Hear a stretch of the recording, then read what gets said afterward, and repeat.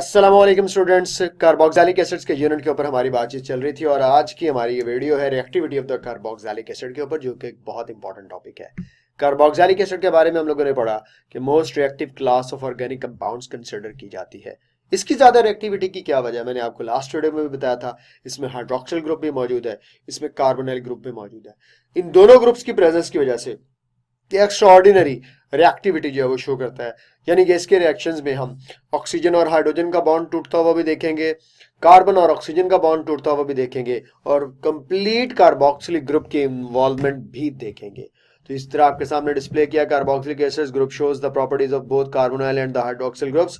Carboxylic acids में hydrogen atom की वजह से रिएक्शन होगा, याद रख लीजिएगा।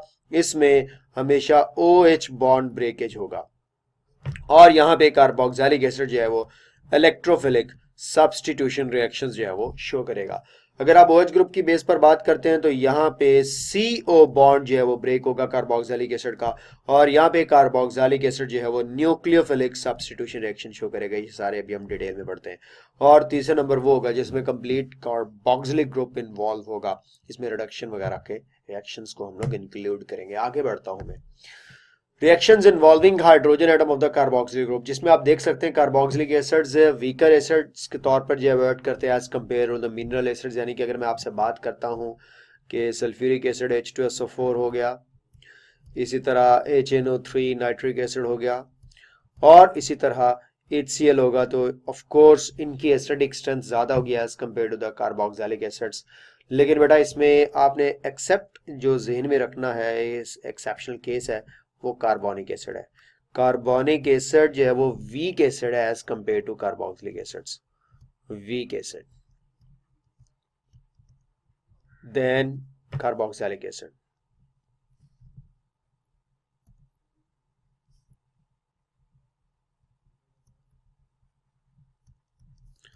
डन हो गई ये बात।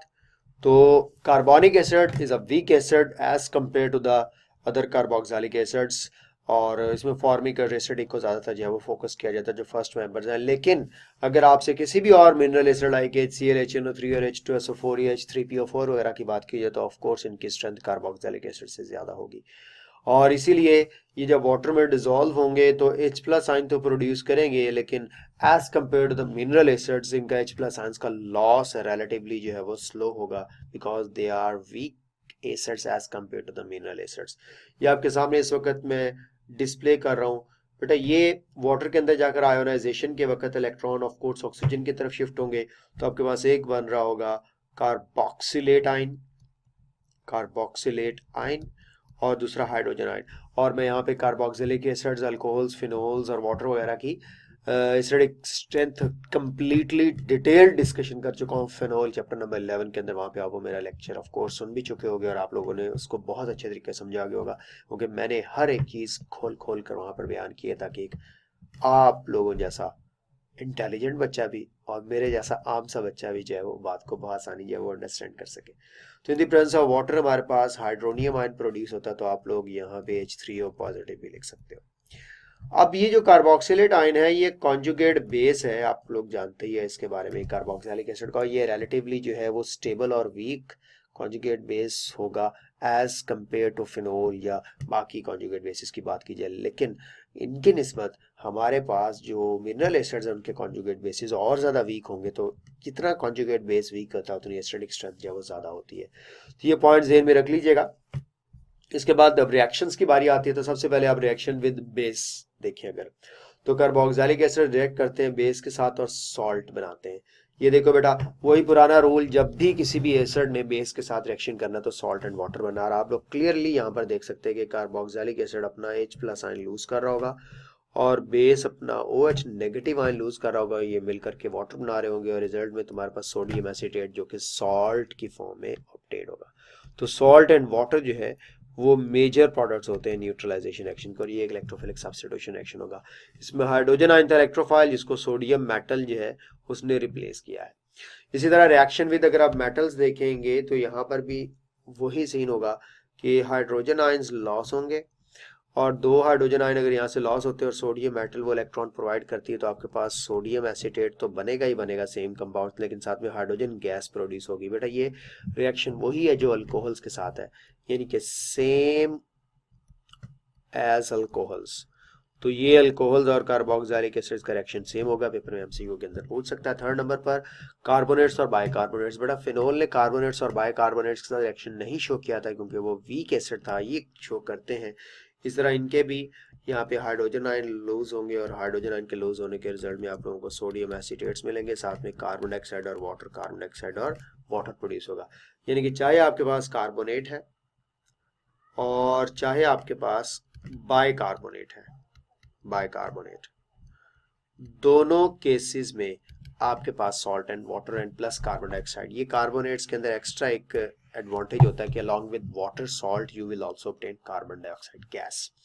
3 रिएक्शंस हो चुके हैं जिसमें OH बॉन्ड ब्रेकेज हो रहा है और उसके बाद हम लोग अब वो रिएक्शंस जो है वो स्टार्ट करते हैं जिसमें OH बॉन्ड जो है वो ब्रेक होता है कार्बोक्सिलिक एसिड का। याद रखिएगा एक्सरसाइज का क्वेश्चन नंबर 6 भी यहाँ पे कवर अप हो रहा है और इसमें जो मोस्ट इंपॉर्टेंट चीज आप लोगों ने याद रखनी है कि यहाँ पे न्यूक्लियोफाइल का अटैक होगा और OH group of carboxylic acid displaced हो जाएगा मुख्तलिफ ग्रुप के साथ। लाइक OH ग्रुप रिप्लेस हो सकता है X के साथ तो एसिड हेलाइड्स बन जाएंगे, OR के साथ तो एस्टर्स बन जाएंगे, NH2 के साथ तो एमाइड्स बन जाएंगे। तो हेलाइड्स, एस्टर्स एंड एमाइड्स जो है वो रिस्पेक्टिवली प्रोड्यूस होंगे। यानी कि ये कह सकते हैं हम लोग कि इन रिएक्शंस में आप लोग प्रोड्यूस करोगे derivatives of carboxylic acids. Derivatives of carboxylic acids produce होने हैं। एमसीक्यू आए कि डेरिवेटिव्स ऑफ कार्बोक्सिलिक एसिड्स कौन से टाइप के मैकेनिज्म्स के थ्रू बनेंगे, वो न्यूक्लियोफिलिक सब्स्टिट्यूशन रिएक्शन होगा। और बेटे यहाँ पे याद क्या रखना है आप लोगों ने कि अगर मेरे पास ये रहा कार्बोक्सिलिक एसिड और इस कार्बोक्सिलिक एसिड का अगर मैं OH रिप्लेस करूंगा तो 4 डिफरेंट किस्म के डेरिवेटिव्स प्रोड्यूस होंगे। आइए जरा उन चारों के चारों डिफरेंट डेरिवेटिव्स का यहाँ पे जिक्र भी कर देते हैं। अगर ये OH replaced by halogen X तो ये मेरे पास बन रहा है एसिड हेलाइड, ठीक है जी, यानी कि X के साथ रिप्लेस हुआ। और अगर ये रिप्लेस्ड बाय हो NH2 तो फिर मेरे पास बनेगा एसिड एमाइड। डेरिवेटिव अभी हर एक की डिटेल भी हम लोग पढ़ते हैं, ये रहा। उसके बाद अगर ये रिप्लेस्ड होता है OR के साथ तो फिर हमारे पास एस्टर प्रोड्यूस होने जा रहा है। ये देखें जनाब, ये रहा एस्टर, OR के साथ रिप्लेस हो गया OH ग्रुप। और अगर ये रिप्लेस्ड होता है COOR के साथ तो एसिड एनहाइड्राइड जनरेट होंगे। ये देखिए मैं आपके सामने इस वक्त एसिड एनहाइड्राइड का भी फॉर्मूला बना देता हूँ, ये है COOR। तो ये हमारे पास एसिड एनहाइड्राइड जनरेट होंगे। तो इस तरह से बेटे 4 डिफरेंट डेरिवेटिव्स हैं कार्बोक्सिलिक एसिड्स के, जिसमें कार्बोक्सिलिक एसिड जो है 3 में तो अपना प्योरली OH लूज करते हैं, लेकिन जब 4th की बारी आती है तो एक कार्बोक्सिलिक एसिड OH लूज करता है और एक कार्बोक्सिलिक एसिड H लूज करता है। यानी कि with respect to one carboxylic acid you will see electrophilic substitution reaction, with respect to the other carboxylic acid you will see nucleophilic substitution reaction. Start करते हैं जनाब इन रिएक्शंस की detail. सबसे पहला formation of the acid halides. अब आप लोग जानते हैं कि ये हमारे पास फास्फोरस पेंटाक्लोराइड या थायोनाइल क्लोराइड, जिस तरह अल्कोहल के अंदर भी हम लोगों ने ये रिएक्शंस पढ़े थे, उनके साथ प्रिपेयर होने जा रहा है।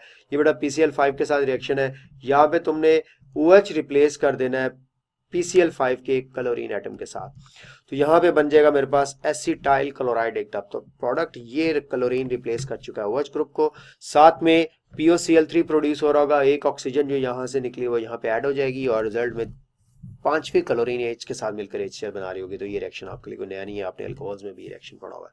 ये सेम वही रिएक्शन है जो आप लोग अल्कोहल्स के अंदर पढ़ते हैं। SOCl2 के साथ भी आप लोगों को रिएक्शन का आइडिया होना चाहिए। यहाँ पे भी क्लोरीन प्रोड्यूस हो रहा है, लेकिन यहाँ पे सल्फर डाइऑक्साइड गैस प्रोड्यूस होगी। ये ऑक्सीजन और ये ऑक्सीजन आपस में कंबाइन होकर SO2 प्रोड्यूस करेंगे और यहाँ से निकलने वाला H एक Cl को लेकर HCl बना रहा होगा। ये भी एसिटाइल क्लोराइड प्रोड्यूस हुआ।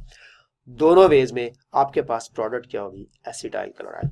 अब इस रिएक्शन के मैकेनिज्म के ऊपर बात करते हैं। With respect to acetyl chloride में आपको मैकेनिज्म सिखाता हूं। स्टेप 1 क्या होना चाहिए, देखिए बेटा स्टेप 1 के अंदर ये जो SOCl2 है ये हमारे पास एडिशन रिएक्शन शो करता है विद दिस कार्बोनाइल कार्बन, और यहाँ पे हमें बजाहे तो कार्बोक्सिलिक एसिड का H लूज होता हुआ दिखाई दे रहा है और यहाँ पे एक क्लोराइड आयन जो है वो लूज होता हुआ दिखाई दे रहा है, लेकिन सिनेरियो यहाँ पर जो है वो डिफरेंट है। आप लोगों ने सबसे पहले तो ये जहन में रखना है कि जब SOCl2 के स्ट्रक्चर के ऊपर बात करेंगे तो इसका कुछ इस तरह का स्ट्रक्चर होगा। ओके, अब होना क्या है, इन द वेरी बिगनिंग आपके पास ये हाइड्रोजन आयन लॉस होगा और साथ में यहां से क्लोराइड आयन लॉस होगा। अब ऑफ कोर्स ये जो बॉन्ड बिल्डिंग होगी, ये जो बॉन्ड फॉर्मेशन होगी, वो आप लोग क्लियरली देख सकते हैं कि ऑक्सीजन की सल्फर के साथ होगी। जब ऑक्सीजन की ये सल्फर के साथ बॉन्ड फॉर्मेशन हो रही है, ये देखिए ये ऑक्सीजन है कार्बोक्सिल का और ये सल्फर, ये जिसको मैं डॉटेड लाइन के साथ बॉन्ड फॉर्मेशन की बात कर रहा था, प्लस H+ आयन लॉस हुआ और क्लोराइड आयन। अब होता क्या है कि यहाँ पर ये जो क्लोराइड आयन है ये अगेन अटैक करता है एज ए न्यूक्लियोफाइल, यानी कि यूं समझ लो पहले स्टेप का नाम अगर हम लोग रखें तो हम लोग कह सकते हैं डीप्रोटोनेशन, डीप्रोटोनेशन, और साथ में of course attack of SOCl2। ये दूसरे नंबर पर हम लोग कहेंगे attack of chloride as nucleophile होगा, attack of chloride as nucleophile. और ये किसके ऊपर अटैक करेगा, ऑफ कोर्स कार्बोनाइल कार्बन जो कि कार्बोक्सिल ग्रुप की पड़ी हुई है।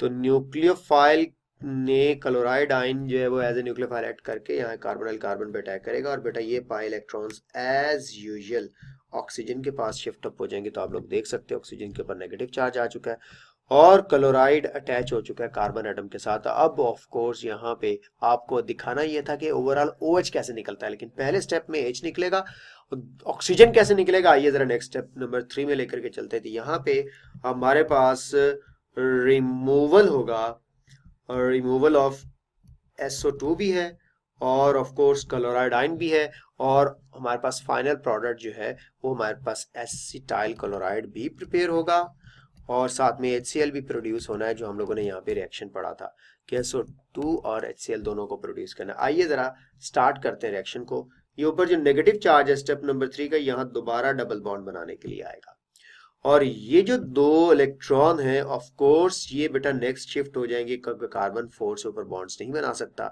पाई बॉन्ड बनाने के लिए। और इन द मीन वाइल आप लोग देखो जो सल्फर के साथ क्लोरीन अटैच है वो भी अपने इलेक्ट्रॉन लेकर के in the form of chloride ion जा रहा होगा। तो ये बन गया क्लोराइड आयन और ठहरे मैं आपको कलर चेंज करके दिखाता हूँ, पर्पल। ये आपके पास बन जाएगा क्लोराइड आयन, ठीक होगा जी। ये जो आपके पास है सारे का सारा ये सल्फर डाइऑक्साइड बन जाएगा, यानी कि ऑक्सीजन और सल्फर का डबल बॉन्ड एस्टेब्लिश हो जाएगा। लो जी बन गया सल्फर डाइऑक्साइड और पीछे देखें ऑक्सीजन यहाँ पे आके जब डबल बॉन्ड बना लेगी तो ये आपके पास एसिटाइल क्लोराइड जो है वो दोबारा से जनरेट हो चुका है।